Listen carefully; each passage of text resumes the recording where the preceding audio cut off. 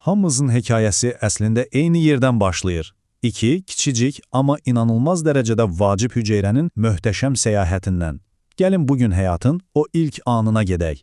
Bu mikroskopik qəhrəmanların necə yarandığına və yeni bir canlını başlatmaq üçün necə bir araya gəldiyinə baxaq. Yol xəritəmiz də hazırdır. Əvvəlcə bu hekayənin baş qəhrəmanları ilə tanış olacağıq, sonra onların yaranma prosesinin pərdə arxasına baxacağıq, görək bu proses necə fərqlənir, əlbəttə ki, o möhtəşəm birləşmə anından danışacağıq və sonda təbiətin heç də həmişə mayalanmaya ehtiyac duymayan alternativ planlarını kəşf edəcəyik. Hazırsınızsa, başlayaq elə birinci punktdan. Deməli, hekayəmizin iki əsas qəhrəmanı var. Biri sanki bir məqsəd uğrunda uzun bir səfərə çıxmış sürətli səyyah, o birisi isə həyatla dolu bir xəzinə kimi onu gözləyir. Yəni, söhbət cinsi çoxalmanın iki əsas oyuncusundan gedir. Spermatozoid və yumurta hüceyrəsi. Gəlin onlara daha yaxından nəzər salaq. Bu cədvələ baxanda fərq dərhal gözə çarpır, elə deyilmi? Sanki bir-birinin tam əksidirlər. Baxın, spermatozoid hərəkət üçün yaradılıb. Başçığı, boyuncuğu və quyruğu ilə sanki hədəfə kilitlənmiş bir raketdir. Yumurta hüceyrəsi isə tam tərsi, hərəkətsiz, dairəvi və içi qida ehtiyatı ilə dolu. Ölçüləri də çox fərqlidir. Spermatozoid mikroskopikdir, yumurta hüceyrəsi isə ondan qat-qat böyük. Və say məsələsi. Bax, bu strategiyanı tamamilə ortaya qoyur. Milyonlarla spermatozoidə qarşı ayda sadəcə bir yumurta hüceyrəsi. Yəni biri tamamilə kəmiyyətə, digəri isə keyfiyyətə və resurslara oynayır. Yaxşı, bəs bu qədər özəlləşmiş hüceyrələr hardan və necə əmələ gəlir? Elə isə gəlin növbəti mərhələyə keçək və qametogenez adlanan bu heyrətamiz prosesin addımlarını izləyək. Bu prosesin elmi adı qametogenezdir. Amma bu sadəcə mürəkkəb bir termin deyil. Əslində bir canlının öz genetik kodunu gələcək nəsillərə ötürmək üçün hazırladığı fundamental bir istehsal prosesidir.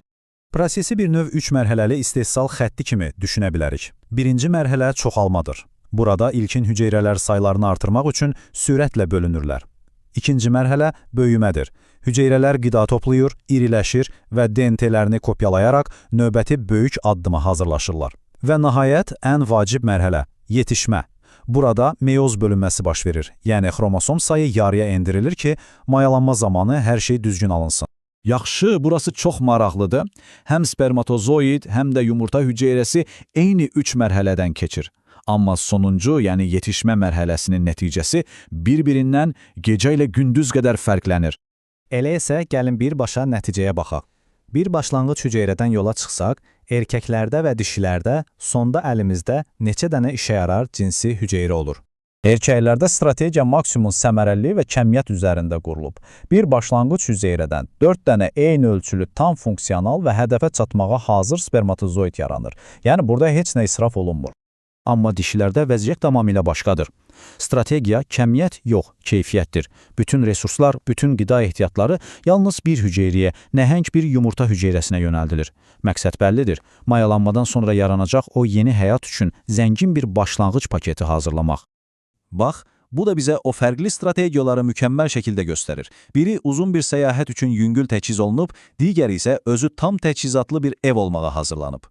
Beləliklə, iki fərqli yol artıq kəsişmə nöqtəsinə gəlib çatdı. İndi isə gəlin bu iki hüceyrənin nəhayət ki bir araya gəldiyi o kulminasiya anına, o möhtəşəm görüşə baxaq. Və budur o an, mayalanma. Bilirsiniz, bu sadəcə iki hüceyrənin birləşməsi deyil.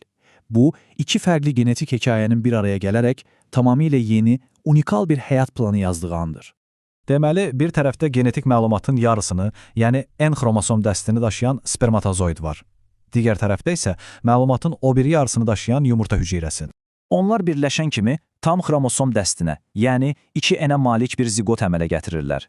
Bu birləşmə həm xromosom sayını bərpa edir, həm də yeni bir orqanizmin inkişafına start verir. Yaxşı, bəs bu böyük görüş heç baş verməsə nə olar? Həyat dayanırmı? Təbiətin bu vəziyyət üçün də çox maraqlı B planları var. Bu heyrətamiz prosesə partogenez deyilir. Adı Yunancadan tərcümədə qız doğuşu deməkdir. Yəni burada yumurta hüceyrəsinin mayalanmaq üçün bir partniyora ehtiyacı yoxdur, o sadəcə özü inkişaf etməyə başlayır və genetik olaraq ananın demək olar ki bir kopyası olan yeni bir fərd yaradır. Və bu heç də nadir bir hadisə deyil ha. Təbiətdə arılar, mənənələr, hətta bəzi qarışqa növləri kimi bir çox canlı bu strategiyadan çox uğurla istifadə edir. Bu, onlara əlverişli şərait olanda çox sürətlə çoxalıb, nəsillərini davam etdirməyə imkan verir. Bir də bu effektivliyə baxın. Sadəcə inanılmazdır. Bəzi mənənələr özləri doğulduqdan cəmi 11 gün, yəni bir həftə yarımdan biraz sonra artıq özləri ana ola bilirlər. Təsəvvür edirsiniz bu sürəti? Beləliklə, gördüyümüz kimi, həyatın davam etməsi üçün tək bir doğru yol yoxdur. Eyni bioloji qaydalarla təbiət sonsuz sayda fərqli həll yolu, fərqli strategiya yaradır. Bu da adamı düşünməyə vadar edir, elə deyilmi?